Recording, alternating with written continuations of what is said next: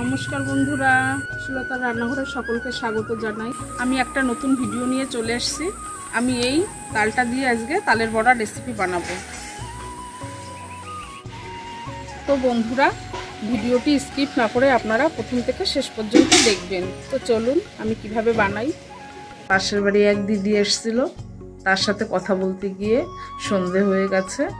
এখন আমি শুরু করব। তাল আগে ধুয়ে নেব। ধুয়ে নিয়েছি।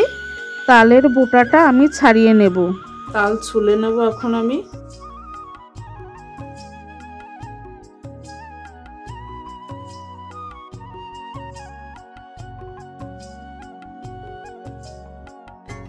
তাল আমি এইভাবে টাকিয়ে টাকিয়ে নরম করে নেব, তাহলে গুলতে সুবিধা হবে। সামান্য জল দিয়ে তাল গুলে নেব।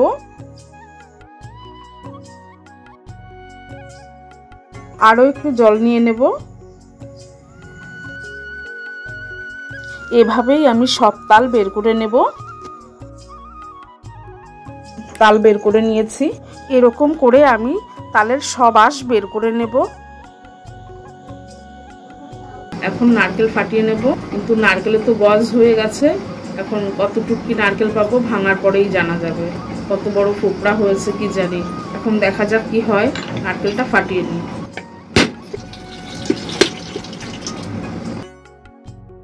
না বন্ধুরা, সম্পূর্ণ নারকেলটাই পেয়ে যাব। ফোকরাটা তেমন বড় হয়নি। এখন নারকেল কুড়িয়ে নেব।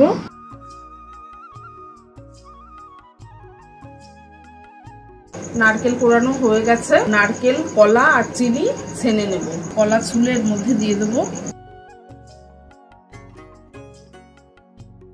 চিনি দিয়ে দেব।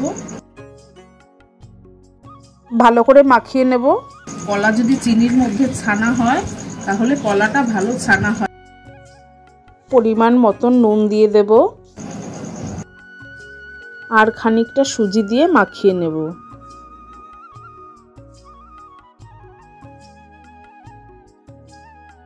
ছানা হয়ে গেছে। এখন ওর মধ্যে ময়দা দিয়ে দেব। ময়দা আগেই চেলে রেখেছিলাম। তাল দিয়ে দেব। ভালো করে মাখিয়ে নেব।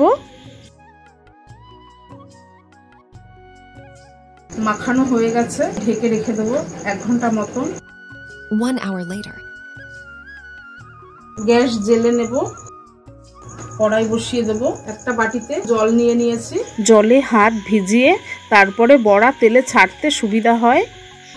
কড়াই গরম হয়ে গেছে। তেল দিয়ে দেব। তেল গরম হয়ে গেছে। জলে হাত ভিজিয়ে তারপরে বড়া আমি তেলে দিয়ে দেব।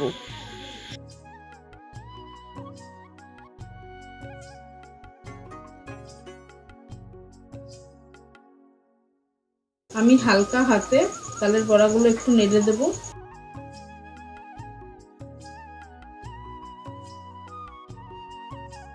ভাজা হয়ে গেছে। এখন তুলে নেব।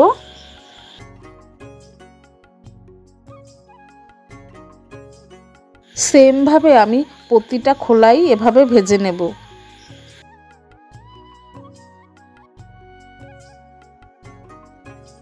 একইভাবে হালকা হাতে বড়াগুলো নেড়ে নেব।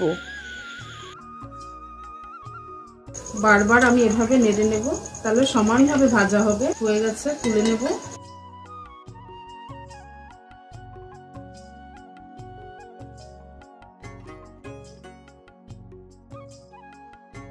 আমি যেভাবে তালের বড়া বানিয়েছি আপনাদের যদি ভালো লেগে থাকে তাহলে লাইক, কমেন্ট, শেয়ার, সাবস্ক্রাইব করতে ভুলবেন না। Thanks for watching.